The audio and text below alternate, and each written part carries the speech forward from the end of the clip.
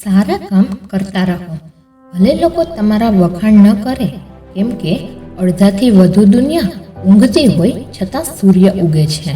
બીજું કંઈ શીખો કે ન શીખો, પણ તમારી લાગણી ક્યાં બતાવવી અને ક્યાં ન બતાવવી એ શીખી લેજો. જીવનમાં કોણ આવીને ગયું એના વિશે વિચારવા કરતાં કોણ હજી તમારી સાથે ઊભું છે એ મહત્વનું છે. ઝરણાને દરિયો થવું ક્યારેય ગમતું નથી, કારણ કે મોટા થઈને ખારા થવું એના કરતાં નાના રહીને મીઠા રહેવું વધુ સારું.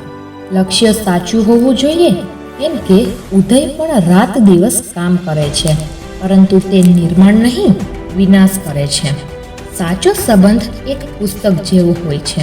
પુસ્તક ગમે એટલું જૂનું થઈ જાય તે ક્યારેય પોતાના શબ્દો બદલતું નથી.